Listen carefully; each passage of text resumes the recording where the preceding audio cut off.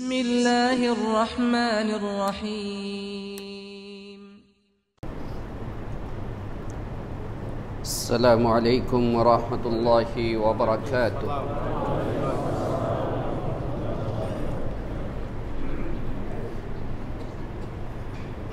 بسم الله الرحمن الرحيم الحمد لله نحمده ونستعينه ونستغفره ونؤمن به ونتوكل عليه ونعوذ بالله من شرور أنفسنا ومن سيئات أعمالنا من يهده الله فلا مضل له ومن يضلله فلا هادي له ونشهد أن لا إله إلا الله وحده لا شريك له ونشهد أن سيدنا ونبينا وشفيعنا وحبيبنا ومولانا محمدا عبده ورسوله صلى الله تعالى عليه وعلى آله وأصحابه أجمعين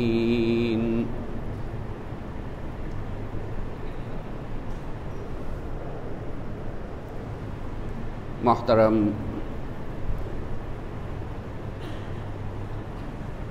প্রিয় মুসলিয়ান کرام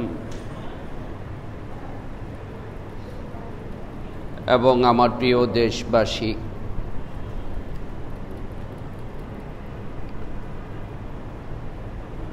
শুরুতেই মহান রব্বুল আলামিনের দরবারে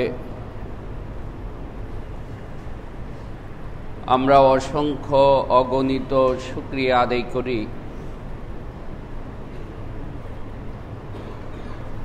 তিনি মেহেরবানি করে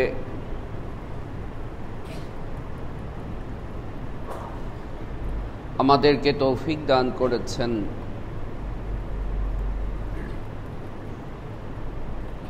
এক মাস সিয়াম সাধনার পর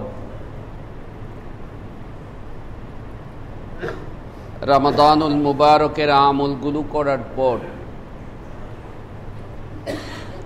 আজকে ঈদের দিন, ঈদ উল ফিতরের দিন।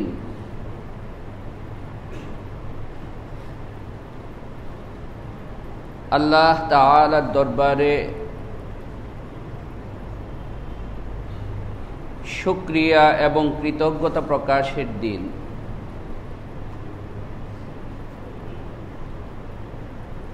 আল্লাহ সুবহানাহু ওয়া তাআলার পক্ষ থেকে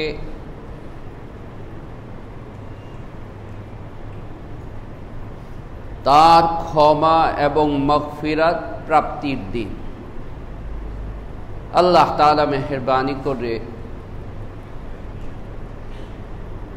আমাদেরকে উদযাপন করার তৌফিক দান করেছেন। আমরা সকলে বলি আলহামদুলিল্লাহ।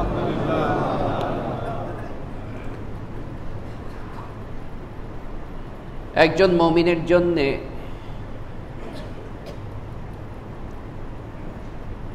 রমাদানুল মুবারকের যে মহব্বত, যে ভালোবাসা, তা বলার অপেক্ষা রাখে না।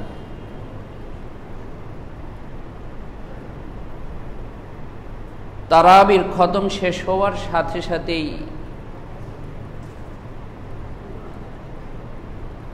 প্রত্যেকটা রোজাদার মুমিনের হৃদয়ের মধ্যে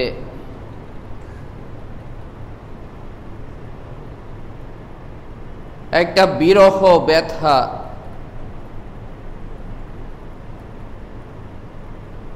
রমাদানুল মুবারকের একটা বিরহ জ্বালা শুরু হয়ে যায়।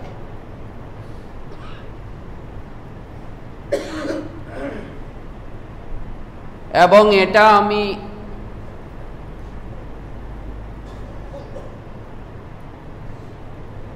এ কথা বলি না যে কেবল কামেল মুমিন যারা, আল্লাহর ওলি যারা এই ফিলিংস, এই অনুভূতি তাদের ক্ষেত্রেই কেবল হয় এ কথা না।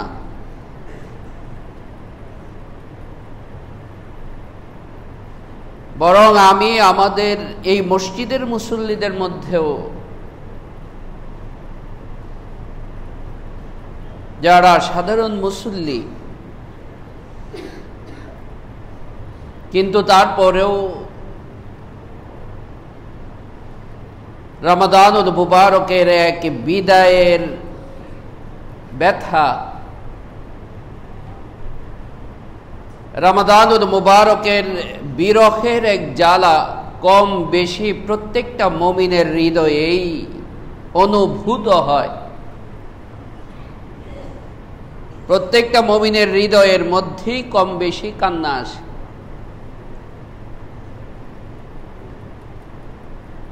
আর আল্লাহর কামেল মুমিন যারা,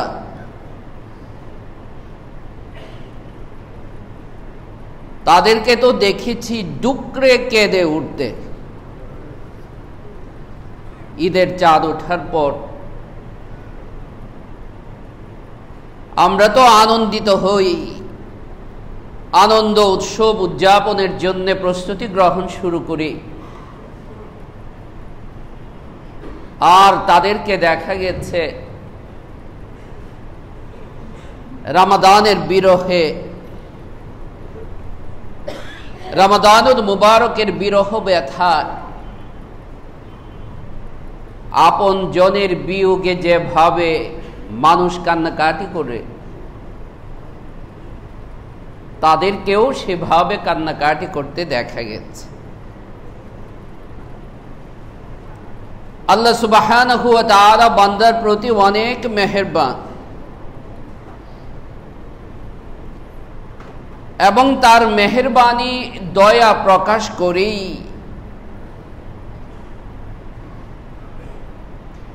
রমাদানের এই বিদায়ের পরের দিনেই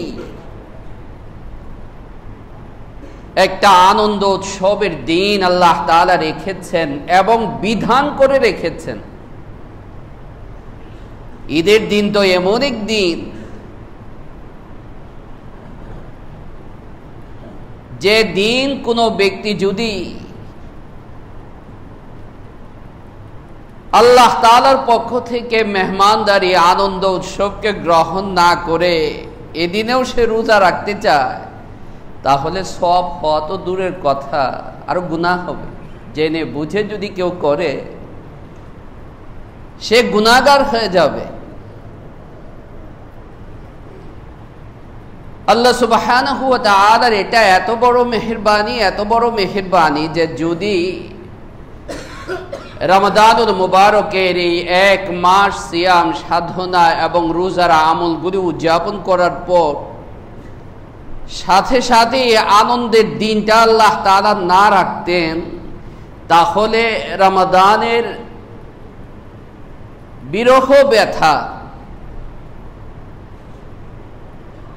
অনেকের জন্যই সহ্য করাটা মুশকিল হয়ে যেত এবং দেখা যেত সে রোজা কন্টিনিউ করতেছে, ছাড়তে ভালো লাগতেছে না। কিন্তু আল্লাহ তাআলা বিধান করে একটা ব্রেক আল্লাহ তাআলা সৃষ্টি করে দিলেন, আল্লাহ তাআলা থামিয়ে দিলেন, যে তার জীবনের মধ্যে যেন হাসি আনন্দ দুঃখ বেদনা এর একটা সমন্বয় সৃষ্টি হয়, একটা সমন্বয় সাধন হয়। কারণ এটাই দুনিয়ার জিন্দেগি, কখনো প্রাপ্তির আনন্দ, কখনো বিদায়ের বিরহ ব্যথা। এই প্রতিচ্ছবি, এই চিত্র মানুষের জিন্দেগির সবসময়ই আছে। রাসূল পাক সাল্লাল্লাহু আলাইহি ওয়াসাল্লামের এক হাদিস, যে হাদিস হযরত আব্দুল্লাহ ইবনে আব্বাস রাদিয়াল্লাহু তাআলা আনহু বর্ণনা করেছেন এবং যে হাদিস ইমাম বাইহাকি রাহমাতুল্লাহি আলাইহি তার সুনানে বাইহাকিতে উল্লেখ করেছেন। রাসূল পাক সাল্লাল্লাহু আলাইহি ওয়াসাল্লাম ইরশাদ করেন যে ঈদের দিন, ঈদুল ফিতরের দিন আল্লাহ সুবহানাহু ওয়া তাআলা ফেরেশতাদেরকে পাঠিয়ে দেন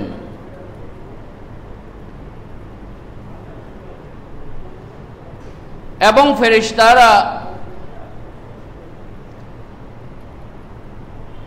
ফেরেশতারা রাস্তার মোড়ে মোড়ে তারা দাঁড়িয়ে যায়।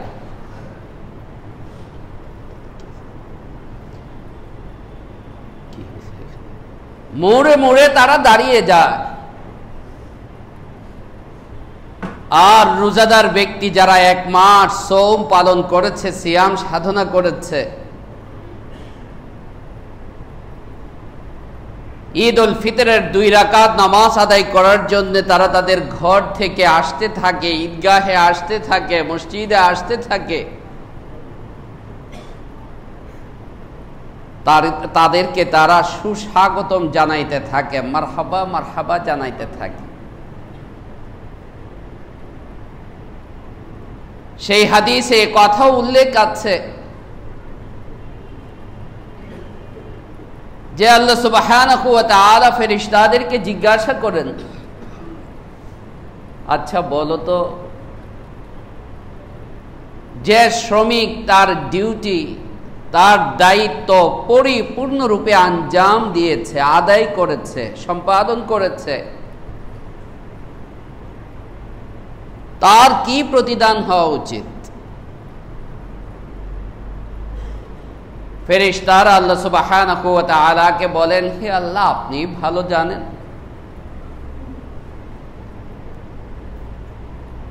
আল্লাহ সুবহানাহু ওয়া তাআলা তখন ফেরেশতাদেরকে সাক্ষী রেখে এবং এই কথা বলে যে তোমরা সাক্ষী থাকো, আমি ঘোষণা দিয়ে বলছি, আমি আমার এই বান্দাদেরকে অবশ্যই মাফ করে দিয়েছি।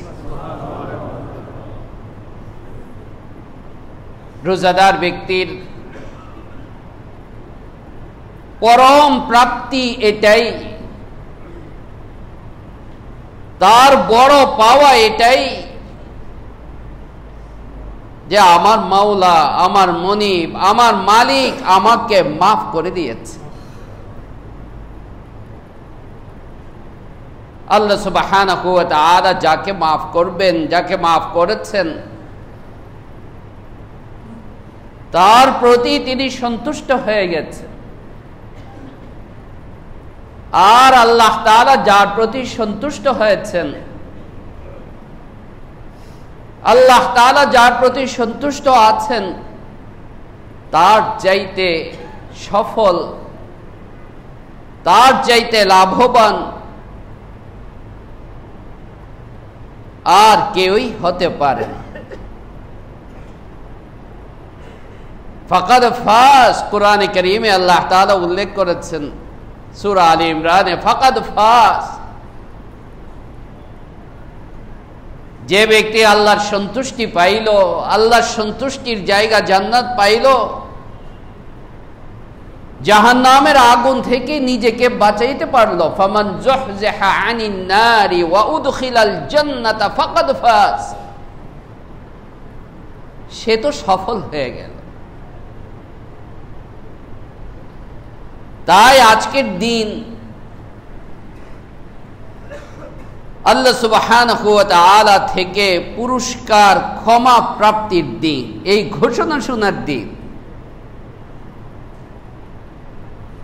এবং আমি আমার হৃদয়ে, অন্তরে এটা অনুভব করার দিন যে আমার মাওলা, আমার মালিক আমাকে মাফ করে দিয়েছে। এটা তাদের জন্যেই যারা রমজানুল মুবারককে যেভাবে আদায় করা দরকার সেভাবে আদায় করতে পেরেছে।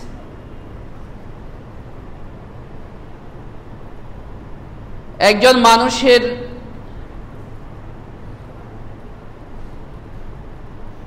এবং মানুষের উপর আল্লাহ তাআলার এটা অনেক বড় মেহেরবানি যে নেক কাজের তৌফিক পাওয়া, নেক কাজ করতে পারা। এক বেটা মক্কা শরীফের বাসিন্দা হয়েও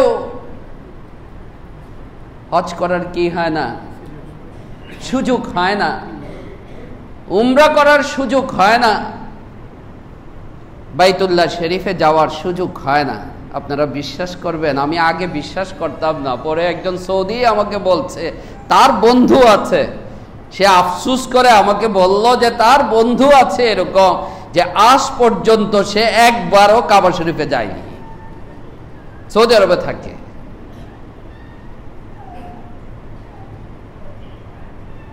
তাহলে দেখেন এটা আল্লাহ তাআলার কত বড় মেহেরবানি। একজনে মক্কা শরীফে থেকে, মদিনা শরীফে থেকে কাবার জিয়ারত, মসজিদে নববীর জিয়ারত তার নসিব হয় না, আর আরেকজনে হাজার হাজার মাইল দূরে, শত শত মাইল দূরে আল্লাহ সুবহানাহু ওয়া তাআলা তাকে ডেকে নিয়ে যান। এটা আল্লাহ সুবহানাহু ওয়া তাআলার মেহেরবানি এবং তৌফিক ছাড়া সম্ভব না।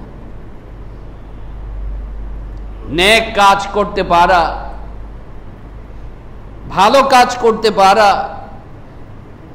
নেক কাজের তৌফিক হওয়া, ভালো কাজের তৌফিক হওয়া, এটাও অনেক বড় সৌভাগ্যের ব্যাপার এবং আল্লাহ সুবহানাহু ওয়া তাআলার সন্তুষ্টির লক্ষণ, সন্তুষ্টির আলামত। এই কথা না যে আমি নামাজ না পড়লে কি হবে, আল্লাহর সাথে আমার খাতির আছে, এ ভণ্ডামি ছাড়া কিছুই না। সহজ কথা, সাদামাটা কথা। আমার আল্লাহর সাথে আমার মহব্বত আছে কি আছে না,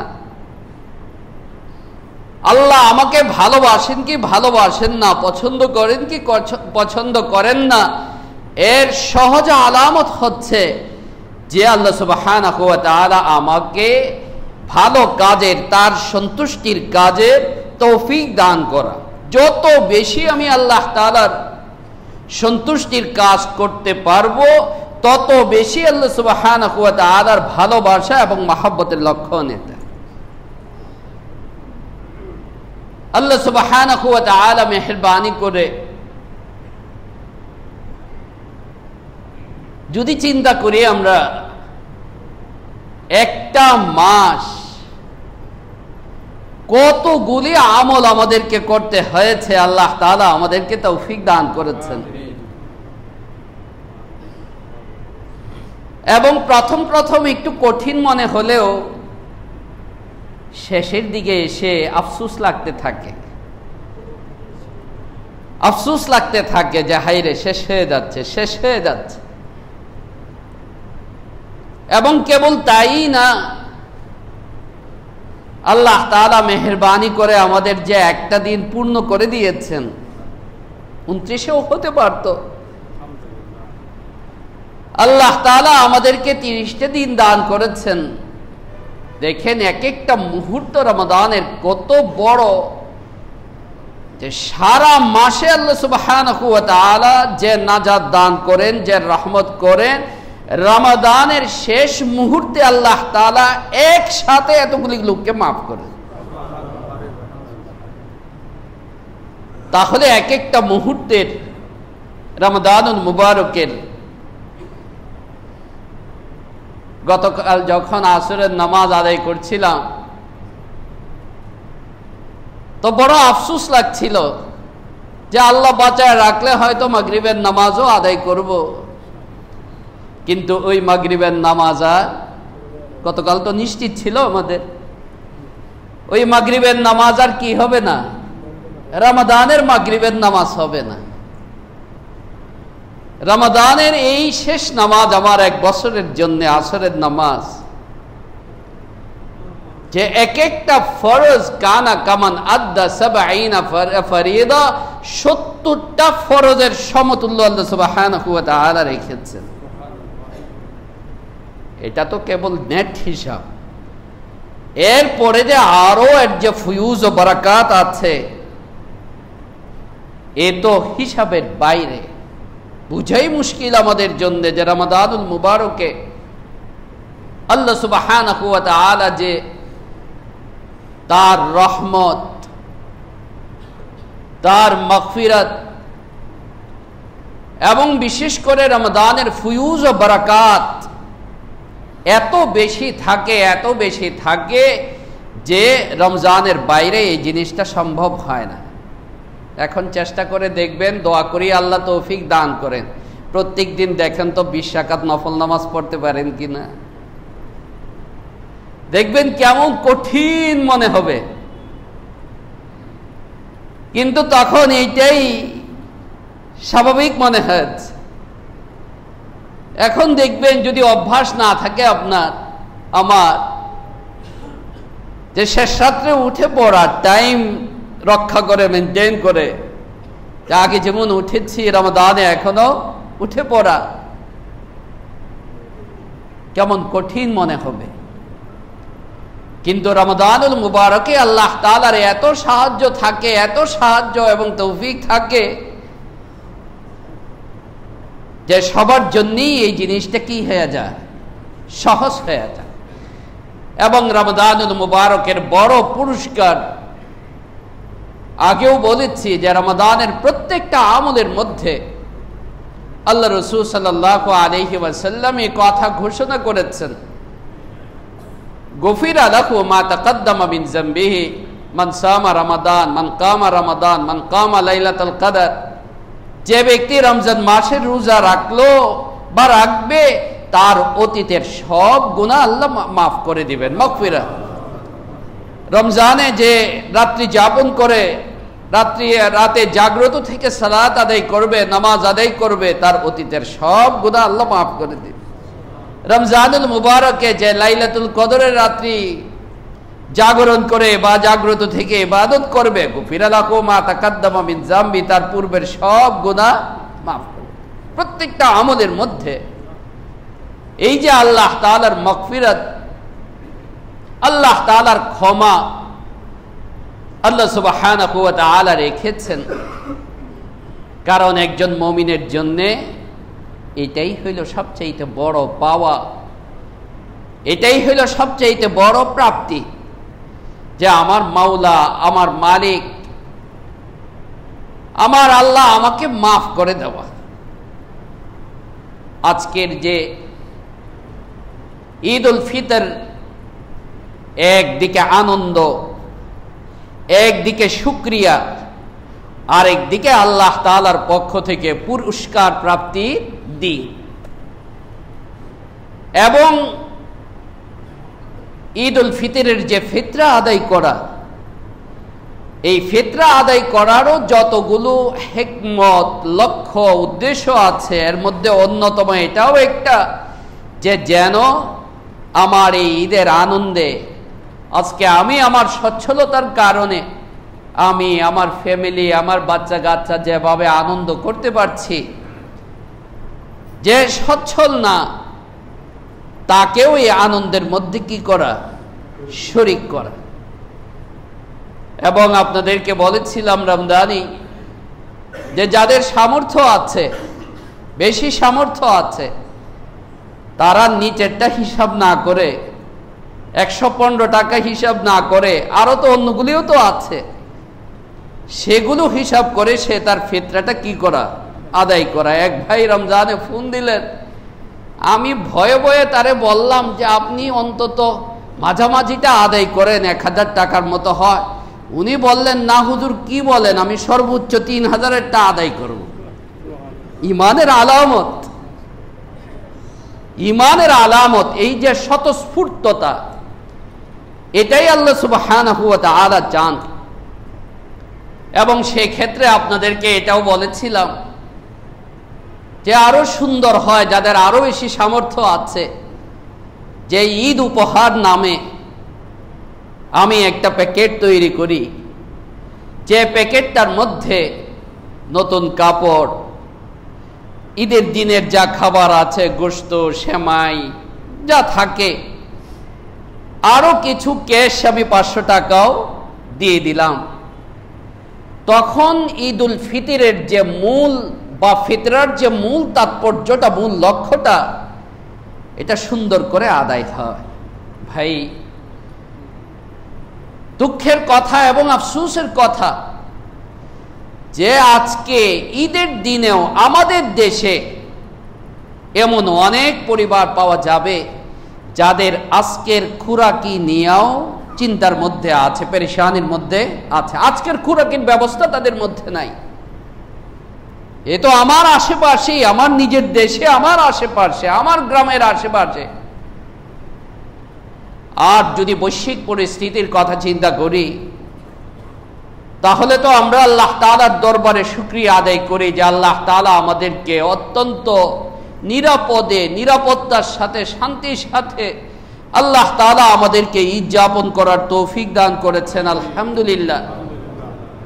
কিন্তু ঈদের দিনেও ফিলিস্তিনের মুসলমানরা, আমার এই ভাই বোন, তারা এই পৃথিবীরই বাসিন্দা তারা, কিন্তু তারপরেও জালিমদের জুলুমের কারণে আজকের দিনটাও তারা শান্তিতে কাটাইতে পারতেছে না, নিরাপত্তার মধ্যে কাটাইতে পারতেছে না। তাদের খুরাকির ব্যবস্থা নেই। আল্লাহ তাআলার কাছে দোয়া করা, আল্লাহ সুবহানাহু ওয়া তাআলা আমাদের অক্ষমতাকে মাফ করে দেন।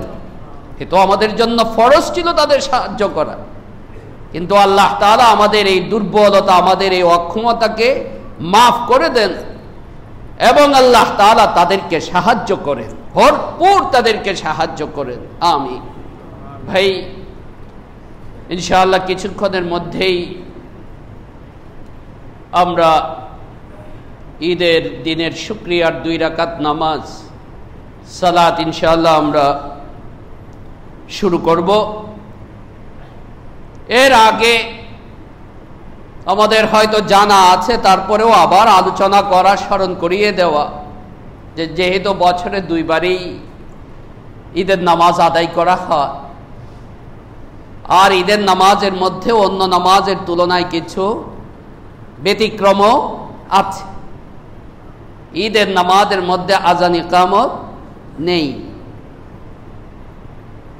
জুমার নামাজের মধ্যে খুতবা হয় আগে, ঈদের নামাজের মধ্যে খুতবা হয় পরে, এবং খুতবা শোনা ওয়াজিব। আমরা কেউ তাড়াহুড়া করব না, অস্থিরতা করব না, ধীর স্থির ভাবে, শান্তিপূর্ণভাবে সব শেষ করে এরপর আমরা যাব। আর নামাজের পদ্ধতির মধ্যে যে পার্থক্য, সেই পার্থক্যটা হচ্ছে যে অতিরিক্ত কয়টা তাকবীর? 6টা তাকবীর অতিরিক্ত। প্রথম রাকাতে 3টা আর দ্বিতীয় রাকাতে 3টা। প্রথম রাকাতে অতিরিক্ত যে 6 তাকবীর, সেটা কিভাবে আমরা আদায় করব? প্রথমে আমরা তাকবীরে তাহরিমা আদায় করব না। তাকবীরে তাহরিমা কোনটা? নামাজ শুরু করার জন্য যে তাকবীর বলা হয় প্রত্যেক নামাজের মধ্যে, এটাকে বলা হয় তাকবীরে তাহরিমা। তাহরিমা মানে হারাম করা। নামাজের নিয়তের মাধ্যমে আমি এমন অনেক কাজ আছে যেটা নামাজের বাইরে আমি করতে পারি, কিন্তু নামাজের সময়, নামাজে দাঁড়িয়ে গেলে আমি করতে পারবো না, তাই এটাকে তাকবীরে তাহরিমা বলে। তো প্রথম যে তাকবীরটা হবে প্রথম রাকাতে, সেটা হবে কি? তাকবীরে তাহরিমা। এরপর আমি কি করব? সানা আদায় করব, সুবহানাকাল্লাহুম্মা ওয়া বিহামদিকা।